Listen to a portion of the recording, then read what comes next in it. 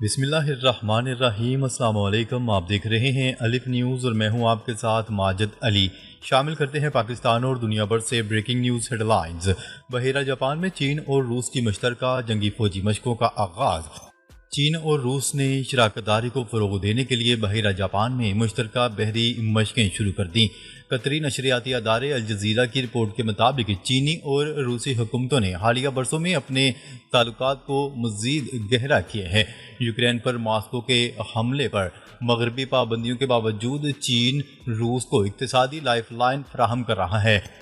چینی وزارت دفاع نے اپنے ایک بیان میں کہا ہے کہ مشترکہ سمندری 2025 مشقیں روسی بندرگاہ ولادیوستوک کے قریب پانیوں میں شروع ہوئی ہیں، جو 3 دن تک جاری رہیں گی۔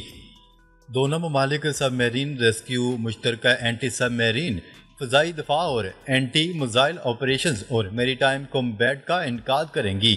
مشقوں کے بعد دونوں ممالک بحر الکاہل کے متعلقہ پانیوں میں گشت کریں گے۔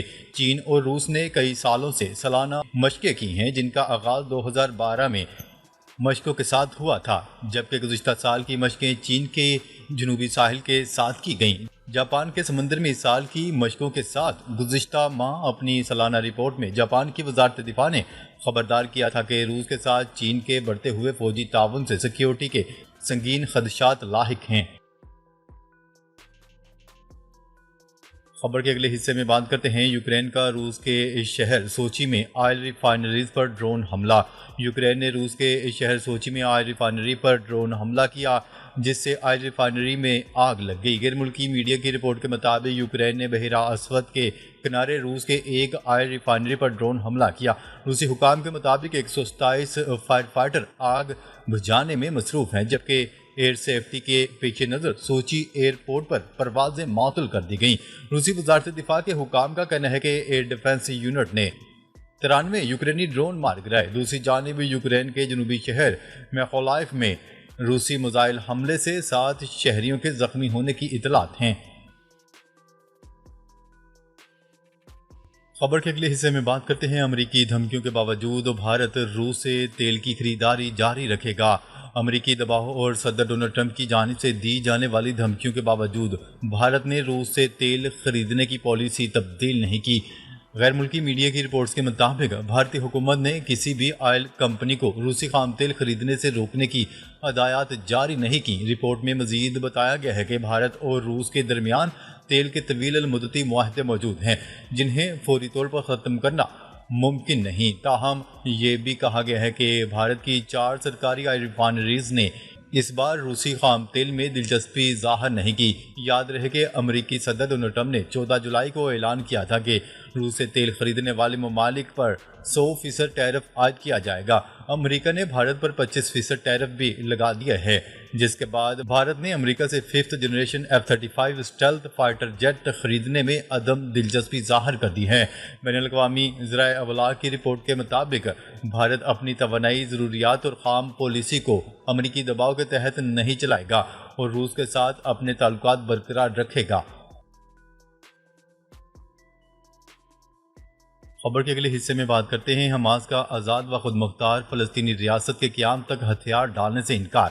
حماس نے دنیا پر واضح کر دیا ہے کہ وہ فلسطینی ریاست کے قیام تک ہتھیار نہیں ڈالیں گے۔ فلسطینی مسلح تنظیم کا کہنا ہے کہ یہ امریکی صدر کے خصوصی ایلچی برائے مشرق وسطیٰ اسٹیو وکٹوف کے اس بیان کا رد عمل ہے، جس میں انہوں نے دعویٰ کیا تھا کہ حماس نے ہتھیار ڈالنے پر رضامندی ظاہر کی ہے۔ اسرائیل کی جانب سے تنازع کو ختم کرنے کی کئی شرائط میں سے ایک یہ ہے کہ حماس غیر مسلح ہو جائے۔ اسرائیل اور حماس کے درمیان غزہ میں جنگ بندی اور یرغمالیوں کی رہائی کے حوالے سے ہونے والے بلا واسطہ مذاکرات گزشتہ ہفتے تعطل کا شکار ہو گئے تھے۔ واضح ہے کہ چند دنوں میں عرب ممالک نے حماس پر زور دیا تھا کہ وہ غزہ کا کنٹرول چھوڑ دے اور غیر مسلح ہو جائے۔ امریکہ، اسرائیل اور عرب ممالک کی جانب سے یہ مطالبہ ایک ایسے وقت میں سامنے آیا ہے جب فرانس اور کینیڈا سمیت متعدد مغربی ممالک نے فلسطین کی ریاست کو تسلیم کرنے کا اعلان کیا ہے۔ برطانیہ کا کہنا ہے کہ اگر اسرائیل نے ستمبر تک کچھ شرائط پوری نہیں کی تو وہ بھی فلسطینی ریاست کو تسلیم کر لے گا۔ حماس نے اپنے بیان میں کہا ہے کہ وہ مزاحمت اور ہتھیار رکھنے کے اپنے حق کو اس وقت تک ختم نہیں کرے گا جب تک کہ ایک آزاد اور مکمل خود مختار فلسطینی ریاست قائم نہیں کر دی جاتی جس کا دارالحکومت یروشلم ہو۔ خبر کے اگلے حصے میں بات کرتے ہیں۔ اسرائیل پر واضح کر دیا گیا ہے کہ غزہ کی صورتحال ناقابل برداشت ہے۔ برطانوی وزیر اعظم کا عالمی شخصیات کے خط کا جواب۔ برطانوی وزیر اعظم سر کیئر سٹارمر نے ملالہ یوسفزئی سمیت دنیا کی 400 سے زائد معروف شخصیات کے غزہ میں اسرائیلی مظالم رکوانے کے لیے لکھے گئے خط کا جواب دے دیا۔ برطانوی وزیر اعظم نے اپنے جواب میں اسرائیل کی جانب سے امداد کی راہ میں رکاوٹوں کو ناقابل قبول قرار دیا۔ وزیر اعظم کیئر سٹارمر نے خط میں کہا، اسرائیل پر واضح کر دیا گیا ہے کہ برطانیہ غزہ کی صورتحال کو ناقابل برداشت سمجھتا ہے۔ ادھر برطانوی غیر سرکاری تنظیم نے وزیر اعظم کیئر سٹارمر کے جواب کو ناکافی قرار دیتے ہوئے دوبارہ خط لکھ کر عملی اقدامات کا مطالبہ کر دیا۔ تنظیم کی جانب سے کہا گیا ہے کہ برطانیہ بیان بازی کی بجائے عملی اقدامات کرے۔ یاد رہے کہ چند روز قبل برطانوی وزیر اعظم نے اعلان کیا تھا کہ غزہ کی صورتحال نہ بدلی تو وہ ستمبر میں فلسطین کو ریاست تسلیم کر لیں گے۔ وزیر اعظم کیئر سٹارمر نے تسلیم کیا کہ فلسطینی عوام نے ناقابل بیان تکالیف برداشت کی ہیں اور اب غزہ میں خوراک کی کمی کے بعد ہمیں بھوکے بچوں سمیت وہ مناظر دیکھنے کو مل رہے ہیں جو عمر بھر ہمارے ذہن میں رہیں گے۔ انہوں نے مطالبہ کیا تھا کہ یہ تکالیف ختم ہونی چاہیے۔ ادھر غزہ میں اسرائیلی فوج کی حملوں کا سلسلہ جاری ہے۔ صبح سے اب تک تازہ حملوں میں امداد کے منتظر 2 فلسطینیوں سمیت 15 فلسطینی شہید اور 70 سے زائد زخمی ہو گئے۔ خبر کے اگلے حصے میں بات کرتے ہیں۔ برطانیہ اور فرانس میں فلسطینی ریاست بنانے کی صلاحیت نہیں، امریکہ نے 2 ٹوک پیغام جاری کر دیا۔ امریکی وزیر خارجہ مارکو روبیو نے فلسطینی ریاست کے حوالے سے برطانیہ، فرانس اور دیگر مغربی ممالک کی کوششوں کو شدید تنقید کا نشانہ بناتے ہوئے انہیں غیر متعلقہ اور نقصان دہ قرار دے دیا۔ فاکس نیوز سے گفتگو کرتے ہوئے مارکو روبیو نے کہا کہ فلسطینی ریاست صرف اسرائیل کی منظوری سے قائم ہو سکتی ہے۔ مغربی ممالک میں اتنی صلاحیت نہیں ہے کہ وہ فلسطین کو ایک ریاست بنا سکیں۔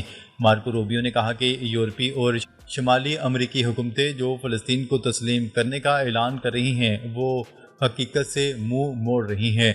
مغربی ممالک فلسطینی ریاست کا نقشہ بھی نہیں دے سکتے۔ یہ ممالک نہ تو یہ بتا سکتے ہیں کہ فلسطینی ریاست کہاں ہوگی اور نہ یہ کہ اس کی حکومت کون سنبھالے گا۔ انہوں نے اس عمل کو حماس کی حوصلہ افزائی قرار دیا۔ انہوں نے الزام لگایا کہ مغربی ممالک کی فلسطینی ریاست کو تسلیم کرنے کی حالیہ کوششیں دراصل حماس کو انعام دینے کے مترادف ہیں۔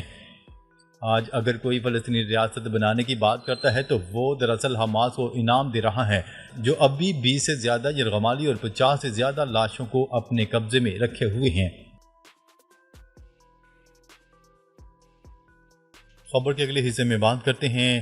امنیت صادم امریکی ایلچی آج ماسکو پہنچیں گے۔ امریکی صدر کے خصوصی نمائندہ وکٹوف آج روس کے دارالحکومت ماسکو کا دورہ کریں گے۔ نیٹو میں امریکی سفیر میتھیو ویٹیکر کے مطابق اس دورے کا بنیادی مقصد یوکرین پر جاری تنازع کے حل کے لیے مذاکرات میں پیش رفت کی کوشش ہے۔ امریکی سفیر کا کہنا تھا کہ نیٹو اتحادیوں کو امریکی ہتھیاروں کی فراہمی روس پر دباؤ بڑھانے کی حکمت عملی کا حصہ ہے تاکہ ماسکو کو مذاکرات کی میز پر لایا جا سکے۔ انہوں نے مزید کہا ہے کہ ڈونلڈ ٹرمپ نے روس کو امن معاہدے کے لیے جو 50 روز کی مہلت دی تھی اسے کم کر کے اب صرف 10 دن کر دیا گیا ہے۔ یہ فیصلہ روس پر سفارتی دباؤ کو تیز کرنے کے لیے کیا گیا ہے۔ تجزیہ کاروں کے مطابق یہ دورہ یوکرین تنازع کی ممکنہ حل کے لیے ایک نیا سفارتی باب ثابت ہو سکتا ہے، تاہم روس کے رد عمل کا انتظار کیا جا رہا ہے۔ خبر کے اگلے حصے میں بات کرتے ہیں۔ پاکستان ایران کے جوہری پروگرام کی حمایت کرتا ہے، اس کے حق کے لیے ساتھ کھڑا ہے۔ شہباز شریف وزیر اعظم شہباز شریف نے کہا ہے کہ پاکستان پرامن مقاصد کے لیے ایران کے جوہری پروگرام کی حمایت کرتا ہے اور اس کے حق کے لیے اس کے ساتھ کھڑا ہے۔ وزیر اعظم نے یہ بات ایران کے صدر ڈاکٹر مسعود پزشکیان کے ہمراہ وزیر اعظم آفس میں مشترکہ نیوز کانفرنس سے خطاب کرتے ہوئے کہی۔ شہباز شریف نے کہا کہ ایرانی صدر کو پاکستان میں خوش آمدید کہتے ہیں۔ پاکستان نے ہمیشہ کشمیریوں کے حق کے لیے آواز اٹھائی۔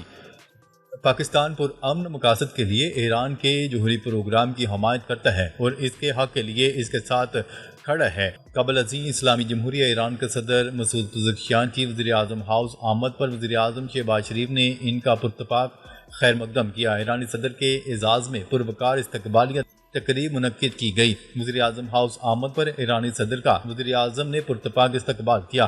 دونوں رہنماؤں نے گرم جوشی سے مصافحہ کیا اور خیر سگالی کے کلمات کا تبادلہ خیال کیا گیا۔ ناظرین، اب تک کے لیے اتنا ہی۔ مزید خبریں لے کر بہت جلد آپ کی خدمت میں حاضر ہوں گے، تو اب تک کے لیے اپنا خیال رکھیے گا۔ اللہ نگہبان۔